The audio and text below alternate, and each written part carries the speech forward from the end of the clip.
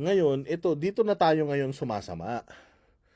Na dahil nagkakaroon na nga ng paksyon, nahahati, putang ina, divide and conquer. Sinisira tayo sa gitna and then sisirain lahat, masisira dahil dun sa maliit na gap at crack na yun. Kasi yan yung yan yung i-weaponize or yan yung sasamantalahin ng makakaliwa. Tandaan ninyo na ang Netherlands, karamihan dyan makakaliwa. Alam nyo ba na ang Netherlands natalo ang Duterte dyan?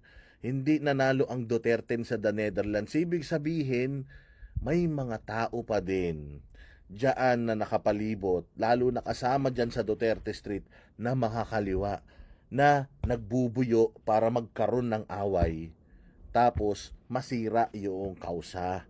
Yun yung problema. At ito na nga, nakikita na nga natin, unti-unti nasisira na yung cause natin.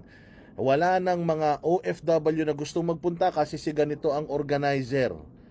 Kami ang pupunta kasi si ganito ang organizer. Pangit kasi para na tayo mismo nagpapasikatan, nagpapasiklaban kung sinong pinaka malapit at pinakamalapit sa mga Duterte at pinakamagaling mag-organize. Yun yung problema natin na dapat nating ayusin. Kung gusto natin na marinig ang boses natin, dapat sama-sama tayo, isa lang ang isinisigaw natin, walang personal na agenda. Okay, so again, I am not against Harry Roque, I'm not against the Kaufman. Ako, nilalabas ko yung aking opinion, baka sakaling maliwanagan kayo.